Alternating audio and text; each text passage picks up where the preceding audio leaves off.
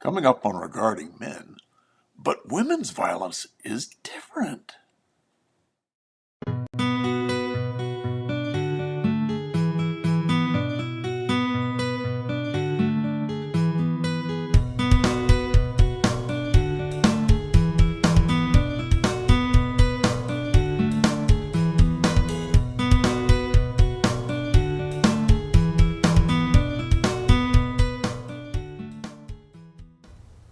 Well, welcome to another episode of Regarding Men with my two favorite men's advocates, Paul Elam and Janice Fiamingo, who always come up with viewpoints that are unique and fascinating. At any rate, I'm Tom Golden, and we're going to talk about women's violence today. Women's violence, gracious goodness. Oh, I forgot to say, regarding men, where we hold men in high regard. And Shame on you. Shame indeed, where red pill wisdom comes to die a quick and painless death. At any rate, we were going to talk about women's violence. And, let's back up just a little bit. How did this happen that women's violence can happen so easily, but men's violence doesn't? Oh, I forgot to turn it off. There we go. That's two mistakes already. And here we go. What's that? That's your quota for this year. Yeah, I know. I've completely run out. Anyway, why is it that women's violence gets overlooked? Let's look at one thing.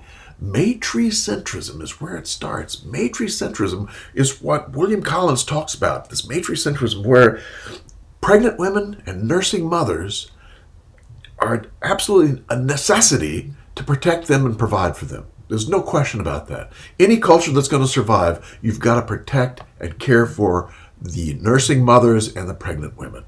Okay, that makes sense. But then somehow that got morphed into gynocentrism, where you protect all women. Now, wait a minute. How did they generalize all women just because of matricentrism? It's an interesting question, one we can think about. At any rate, you can see in this graphic here, the ladies first. Go to Google or Start Page or wherever and type in women first and see what you get. You get stuff like this. It gets filled up. And type in men first, and what do you get? You get a war scene. It's crazy. But anyway, this whole gynocentrism does something very important. It allows things that women do that are probably not so hot to be pushed down and ignored. Now, here's a quote from Ellen Pence. Ellen was the founder of the Duluth Domestic Abuse Intervention Project, and she wrote several books on domestic violence and was involved in the creation of the Wheel, the whole Duluth model kind of thing, education groups for men who batter, and domestic violence for law enforcement response. I mean, this is a woman who's teaching people how to deal with domestic violence. But listen to her quote. In many ways, we turned a blind eye to many women's use of violence, their drug use and alcoholism, and their often harsh and violent treatment of their own children.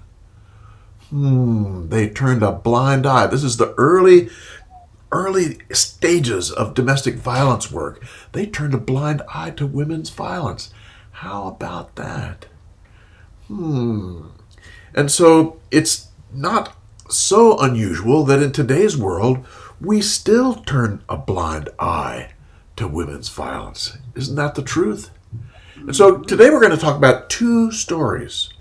One is a story of what we've talked about before, William O'Keefe, the Australian fellow who was accused of domestic... What's that? I thought it was Andrew. Andrew O'Keefe. God, that's number 3. Oh, no! They're going to have to pay a fine for this one. Andrew O'Keefe, and that's one story we'll talk about. And the other one is the story we're going to talk about right now, which is, well, who wants to start and talk about this one? I've met my quota. Well, yes, it's a pretty weird story about this woman named Marie Wilkinson. And the first thing that needs to be said about this story is that I mean, you can't find that much about it online. It's basically just this one version. I looked it up and I found it reprinted in a few different Right. publications, but the information is exactly the same. So we're talking here about a story about which we have limited real evidence. I'd love to know more about what went on during this woman's whatever it was, hearing or trial. It's not clear exactly even. I don't even know what she was charged with. What we do know is that this is a woman who was very violent towards another woman. We'll get into what she did in a second, and avoided jail time for what, if she had been male, would surely have netted her some jail time. I mean, that is obvious. This doesn't take any great argument or insight to say.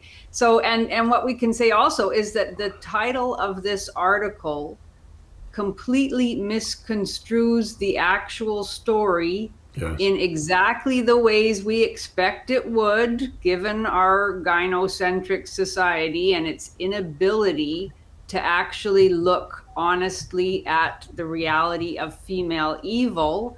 And also, once we get into the story, which is mostly just reporting from this trial, we see that even the prosecutor, who I would have thought had as her main job to make the best possible case for why this woman deserves serious punishment for what nobody can argue wasn't a fairly serious violent attack on another woman, but even that prosecutor in a way makes light of what happened on this day. But anyway, let's look at the headline. There it is. Raging mother of three, 38, avoids jail. So far, so accurate.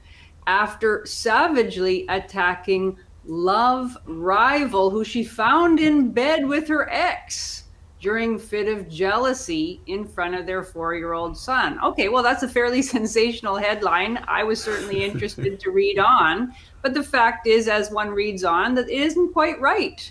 She did not attack a love rival, which implies that, you know, she came home and found her boyfriend in bed with another woman and went crazy as a result. That's not what happened. This was her ex-boyfriend. She was living separately from this ex. This wasn't a love rival, therefore. This is just a new woman who was involved with her ex. And she did not find the couple together in bed. She went to the house, knocked on the door. The boyfriend answered, and she barged in and attacked this woman. So what is presented as a crime of passion, which, you know, everybody, we all may have different opinions about whether crimes of passion should be treated more leniently than other types of crimes, but this wasn't a crime of passion in that sense at all. And in fact, I would argue that this was a very calculated, premeditated assault, although that also is, you have to sort of read between the lines to get to that point. We keep being told in the story that this woman paid an impromptu visit to the ex-boyfriend with her little 4-year-old boy who wanted to see his dad. That word impromptu is used a number of times in the article, and I assume was accepted by everybody as a fact during her hearing. I would argue it doesn't seem that it was impromptu at all.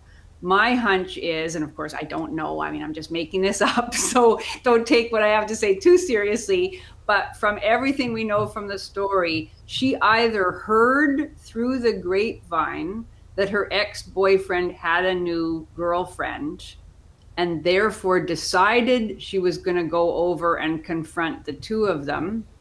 Or even scarier and just as likely, she was stalking the ex-boyfriend and saw him with this new woman and planned this attack, because she went there The ex-boyfriend answered the door and she went right into the bedroom looking to find this woman, and obviously determined to have it out with her. And a very brutal struggle took place.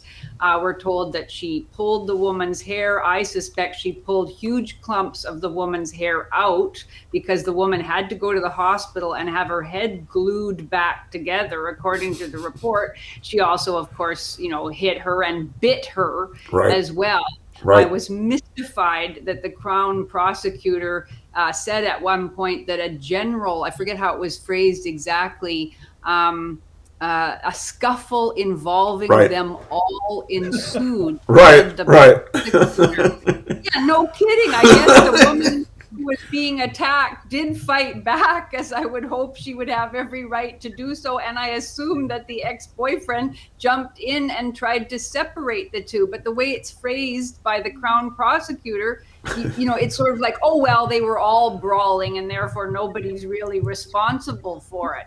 So, in just so many ways, the judge too, I think, in some of the things he says, in so many ways, everybody's kind of covering for this crazy woman, or at Yes. least sort of downplaying the seriousness of what she did. And of course, we're not surprised by that, but it is startling to see it in this news story, once again. Yes. Well said, Janice. I had the same feeling reading through this as every time I saw the word impromptu, I was reminded the headline should have said raging stalker instead of mother of three. And I think there's a point. If this had been a male committing this assault, would his being a father have been pointed out in the headline? Absolutely not. It would have Correct. been raging stalker 38, and then the next line would have changed, goes directly to jail after savagely attacking somebody. It would have been an entirely different story. But yeah, Yes. this whole, even Daily Mail's approach is one euphemism after another, covering up the fact this is obviously a stalking case. She knew somebody was there. She went in with the intention of attacking. And by God, that's what she did. And she even had the prosecutor enabling her in Yep. this. It's absolutely mind blowing. Yes. And it's a tip-off. Raging mother of three. I mean, it's like, wait a minute. I mean, this is just such a juxtaposition, of the two things, and they're softening it. She was raging, but she was a mother of three. Yeah. Oh yes. Oh yes. Gynocentrism. And by the way, this also needs to be said. When you bite somebody, you create this kind of bodily harm that they go to a hospital. You usually, a male will get an aggravated charge with that, aggravated assault, aggravated battery, which adds to the severity of the crime. And yet, even though there was a hospital visit involved in this, and there was an unprovoked attack, a violent and vicious attack that happened, it was soft pedaled all the way through, even with the charges. This woman could have been looking at real serious time for what she did, and instead, she avoids jail. Avoids jail. Should we have a look at her? Yes, we have. And I want to make a point about this. Guys, listen to me. All right, we're going to talk a lot about domestic violence today and the double standards. Skip all that for a moment. And I want every man watching this video to look at this fucking woman. You see her, you know her. She's ruined your life before. You can spot when I worked in treatment centers and we would see women like this getting checked in, an immediate argument would ensue between the staff on who was going to take the borderline onto their caseload. Because this has got personality disorder written all over it. You see women like this Run. dressed in the office like this. They come into work looking like this. You can always tell they have the eyebrows that stick out about the eyelashes that stick out about that far. It's a sign of personality disorder. You can look at this woman from 100 feet away and know you should have nothing to do with her. Yes. And I want to make that point before we go on. This isn't, I'm always saying there's no victims, there's only volunteers, and I mean it. When you look at this woman and you say, "Oh boy, I want to make myself vulnerable to her. I want to put, my freedom on the line, my money, my heart, everything else, and put that in her hands," buddy, you're the biggest moron that ever walked the earth. Uh, I'm sorry, but I mean we got to be real about this. You can Yes. see danger with this type of woman coming at you from a mile away. Yet the problem in our culture is that millions upon millions of men will look at this and go, "Oh man, that's great. I wish I had her." No, you don't. She'll end up barging into your home, beating up your next girlfriend in Yes. front of your child because she's a fucking lunatic. And you had every opportunity to know that from jump. Just want to say that needs to be said. Yeah. I Yeah. hear you. Let's remove her. Yes, Oh, let's that's please. better. That's Yes. better. Yeah, and yet what we can all see pretty clearly, everybody has known, or at least anybody who's ever lived in neighborhoods where such women are plentiful, knows that that woman is danger. She's Yes. bad news. She's irrational. She's unstable. She is violent because we live in a culture that doesn't tell women not to be violent. And maybe, upper middle class women in general might know that they can get what they want and need in life by not being violent, but that woman doesn't know it. And she knows that she can probably get away with it, and she has. And we could talk a bit more later about what she's doing to her three children. I mean, maybe that's worth talking about right now, in that she is probably spared jail time, at least partially, if not maybe entirely, because she is a mother, not just because she's a woman. Right. And that's the argument one always hears when one reads articles, and they're all over the internet, about why women should be kept out of jail and how society, it doesn't profit society to put women in jail. We need women, especially women who are mothers, because they have this very important caregiving role, etc.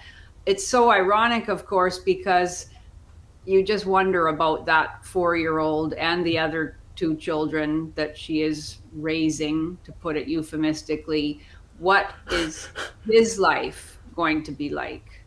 Right. Is he going to be spared jail time? Because I bet he's going to grow up to be a violent boy, and a boy who gets himself into trouble, and he's not going to be given any compassion. And Correct. it's terrifying. What is she like? If she's a woman who can bite and pull chunks of hair out of a woman's head and beat on a complete stranger, what does she do to her children when Yep. she's in a bad mood Yep. and when they irritate her? Yep. This is really scary stuff. It is. And it's worth noting that most child abuse is done by mothers, not by fathers. Yeah. You know? And Along proof with. positive once again, and we sadly see in so many cases that our society values enabling women more than it does even protecting them.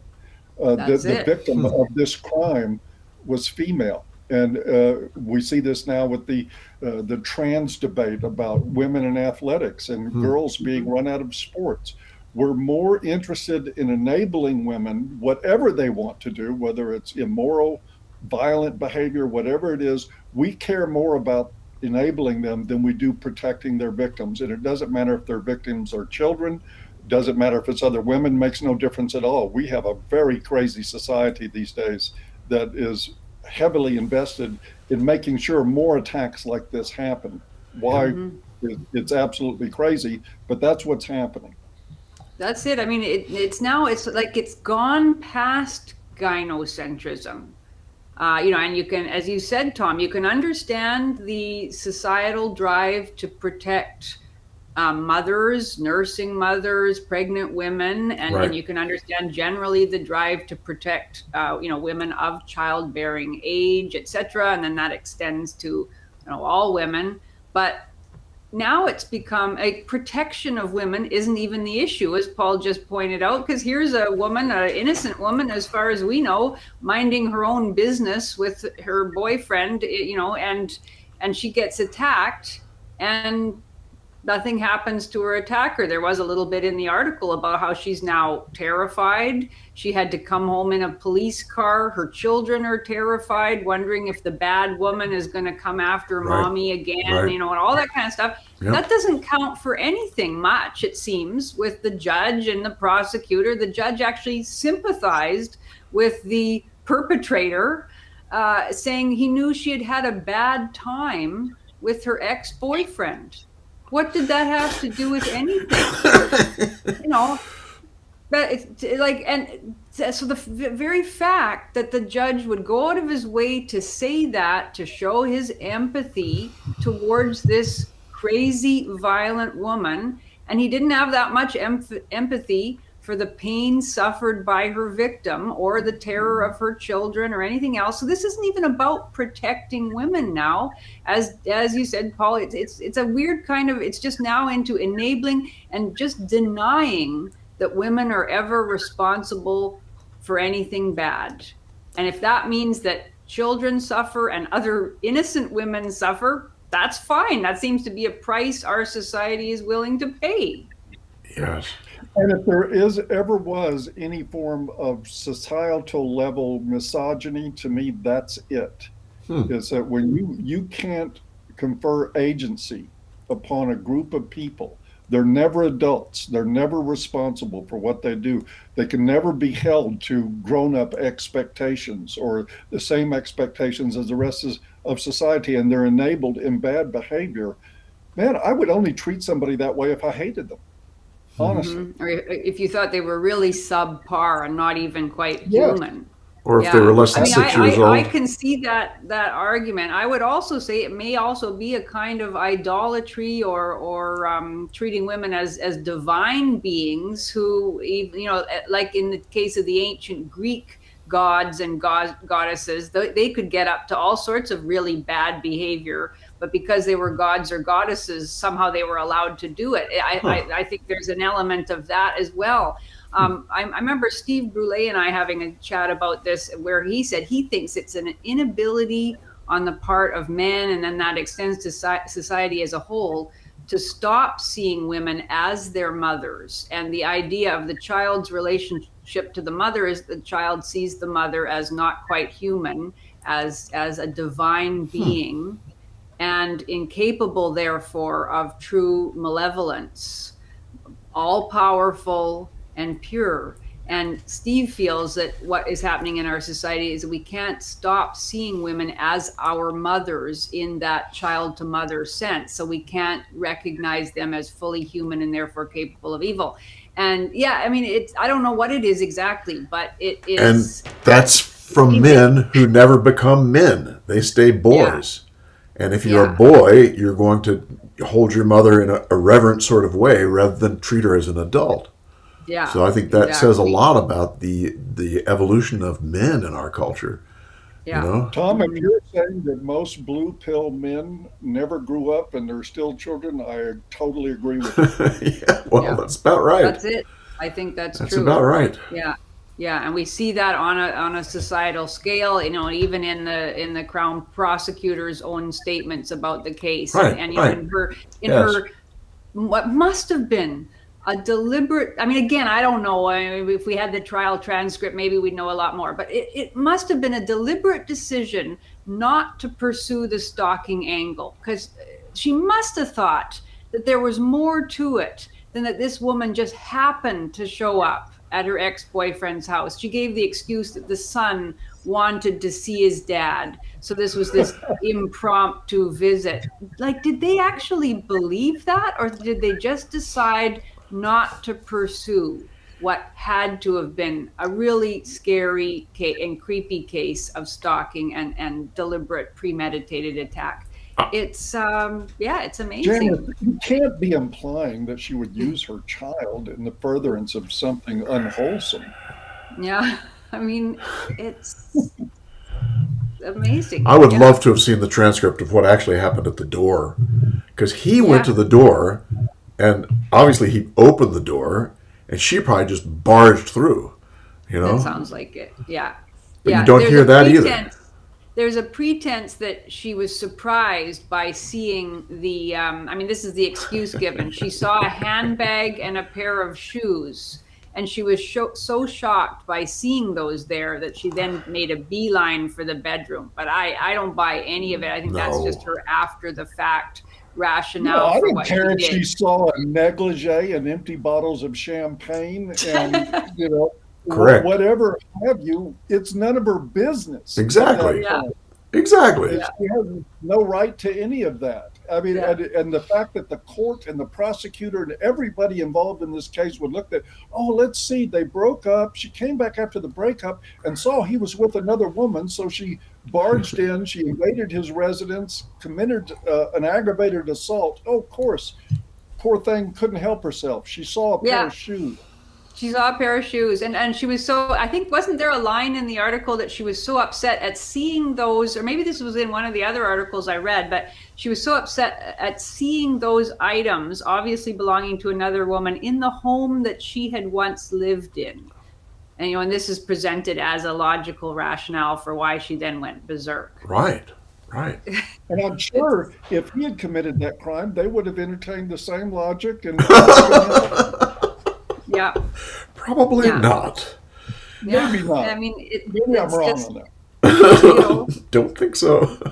it really is. It's just so startling and so clear. And of course, this is why the feminists call it not violence against women, although occasionally they use that phrase, but they prefer male violence against women because that's the only configuration that they care about. Yep. And it started that I way from the love very your own beginning. language.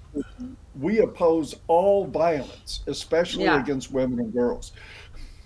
That's my Oh, Especially. position. yeah, right. Yeah. When the perpetrator is male. That was actually a line straight out of the Red Pill movie that Cassie J caught on film at a big feminist rally, and they said over the speakers, "We're opposing all violence, especially against women and girls." Yeah, yeah, yeah. And so maybe we should go to the story about poor old Andrew O'Keefe. I shouldn't call him poor old because I know he's not a particularly sympathetic man. But I mean, this is a case that stands in direct contrast to this one in that it seems to have been, if indeed he was guilty of domestic violence, it sure sounds as if it was a drunken row late at night in which probably both members of the couple were involved. I don't know that for sure, of course, but that was his first line of defense. I don't know if he's sticking to that now, but he was going to claim anyway that he was at least as much sinned against as sinning, if not more. And this was a case in which the partner, or maybe wife, it wasn't clear, had emerged with no visible signs of injury. She did not go to the hospital. This was reported by a third party. She didn't require medical treatment of any kind. And yet they were swift to charge him. He's been dismissed from his position. He's been publicly disgraced. He's been denounced by the White Ribbon Campaign, of which he was the reconstituted White Ribbon Campaign, of which he was the original founder. And, his life is essentially over as a public figure, certainly as a feminist defender of women. We don't even know yet whether he's going to be convicted or not. And now he's had added charges, and he will have to deal with them as well. So, the difference is so striking, and the determination to find the man guilty, to believe that he is responsible, is couldn't be more clearly It's true. illustrated. It's true. I almost feel sorry for him. But then I Well, remember I how do want to say, in all fairness, that it really feels nice that we started with such a sad story, and to come to this happy story really makes me feel bad. Well, look, I'm sorry, but I don't feel bad for this guy. right. I wish that I were so pure in my principles that I could sit here outraged that he doesn't appear to be getting due process, that he lost his job, that he's publicly disgraced without even a conviction happening. And all that is true. It's unfortunate, but at the same time, it's Andrew O'Keefe. This is a guy who has peddled lies about domestic violence for a long, long time. He's profited immensely off of demonizing men. And if there was ever a story of the chickens coming home to roost, I think this is it. I want to feel bad for this guy. My principles tell me I should feel bad for this guy, but the more human side of me says, screw this guy. He's getting what's coming to him, and I hope it. I mean, he's another Hugo Schweitzer story. Right.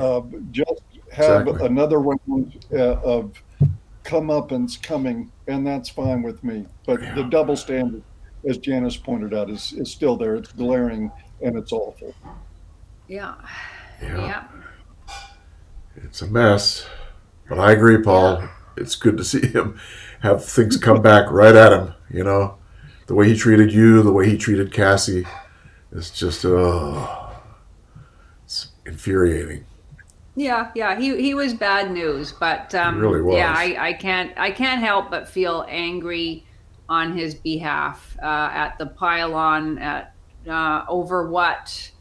Of course, I don't know all the details either, but what from all that we can see from the outside anyway seemed to be a very run of the mill domestic dispute, which in my opinion, and I know you share it because we talked about it before, Right. shouldn't really be a criminal matter Right. at all. Right. This should be dealt with through counseling or whatever. Nobody was harmed in Yeah. this.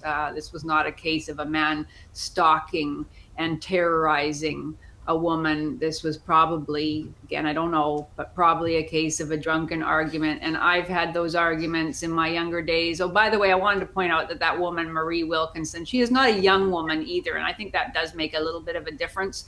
If she was 18 or something, she could grow out of immaturity and violence, but she's 38 years old. I mean, this is really scary. The 38-year-old woman, a mother of Doctor. 3, as they kept saying, MD. is doing this. No. I wasn't talking about. No, I was talking about Marie Wilkinson, the first, the perpetrator, not. Okay. The other one. Yeah, not the wife Yes. or I got girlfriend you. of Andrew O'Keefe. Yeah, I mean, so why was I saying that? I can't remember now. But I think it you just. wanted to Oh, I know. I point was. out, Janice, that she was 38 and she's hit the wall. And she's probably Well, frustrated over that. He yeah. got a younger girlfriend after they broke up. Yeah. This woman's hit the That- wall, so she would, of course, took it out on the girlfriend who is younger than her. Yeah, that could well be. Because she I think could. what I was going to say was that when I was younger, I got into drunken arguments like this, and shoving and pushing and shouldering past people and punching of walls and all that kind of thing. It happens all the time, and it there's a big Janice, difference say it between. ain't so. The halo just True, crumbled. I confess. Yeah, The halo just there's already crumbled. Halo, that's for sure. And this does Faded and happen. sort of fell off the head. But yeah, and so let's can't we even make a distinction between somebody who stalks and deliberately attacks and terrorizes somebody viciously and brutalizes them, and the very likely and ordinary reality that sometimes a couple gets into a drunken argument where slaps, pushes, etc.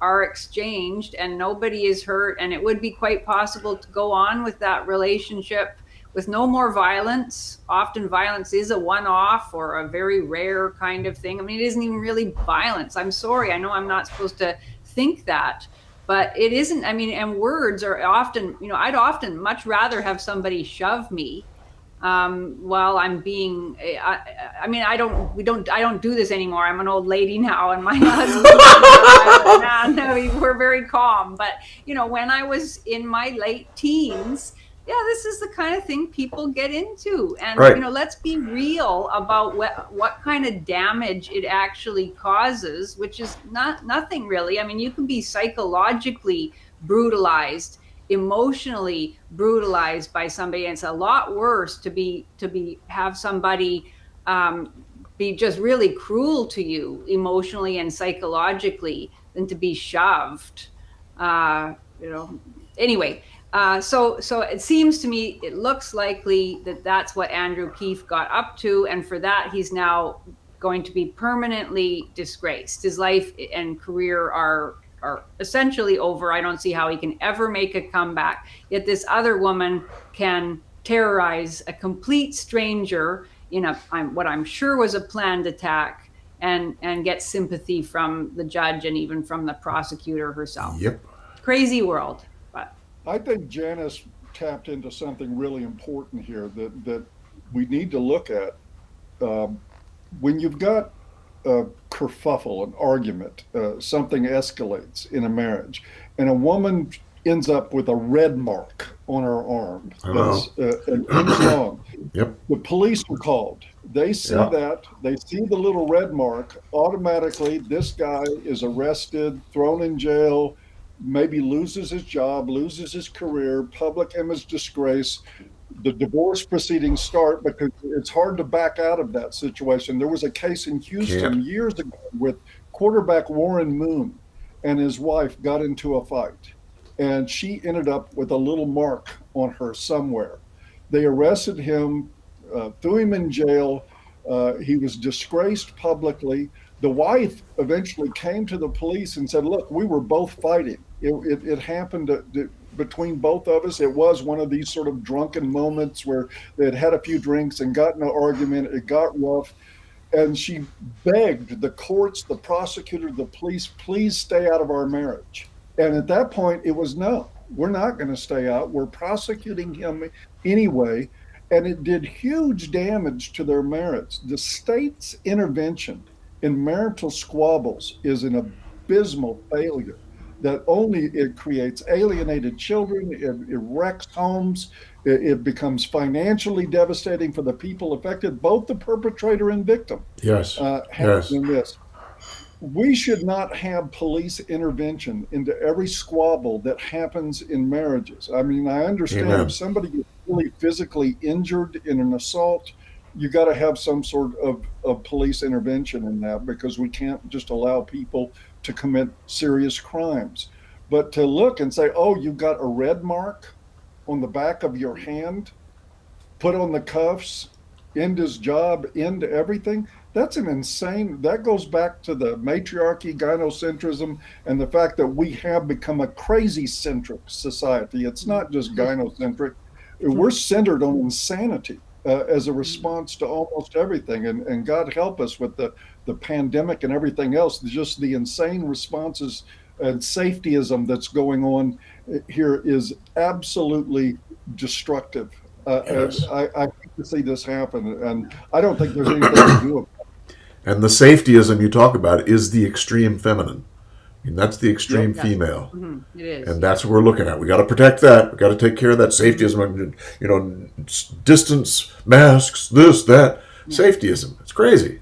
Yeah. Even if more people end up dying as a result of all of those measures and the harshness with which they are imposed, than are actually dying from the virus. And, yes. It is exactly as you said, a crazy. It's just crazy. It's a crazy response. Yes. And it's not healthful. It doesn't actually protect people, but it mobilizes. It goes back to what we've talked about over and over again, and that is the feminists wanted to destroy the family. And that's just what they're doing. You know, this domestic violence piece is just one more way to destroy the family. And they've done it's really much bang more up about job. At the same time. What's that? Feminists get a twofer. You can destroy families and men at the same time. Easy peasy. And if women and children are your collateral in that, it's worthy cause. That's exactly it. Yeah. Indeed. It really isn't about protection at all. It's about attacking perceived enemies rather than protecting anybody or making anything better. Yep. Yeah. That's sad stuff and a sad note to end on, but here we are. Here we are. But we can end by saying that men are good. Damn. There we are. What happened? Janice, that was good. You started. Very smart.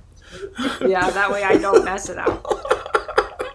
By the way, guys, join us at Regarding Men. We're growing every day. Man. Zoom meetings 7 days a week, sometimes 2 meetings a day. We have the cyber shed. We got a lot of guys Oh doing a lot man, of good things in there, and it's purely red pill environment. You'll I, love it. I went into So the shed last I night, and it won't was blow. just—it's a fantastic place. You know, you meet other red-pilled men who are into fascinating kinds of things. The guy last night in the shed was talking about his 3D printer, you know, and all the other men were like, "Wow, that's cool." I mean, good things happen, guys. Come on and join us. We'll see you. Absolutely. Are we finished? Yeah, we are All right. done. All right, no more Have a great mistakes from week. me. We'll see you. Bye bye. All right. Bye-bye.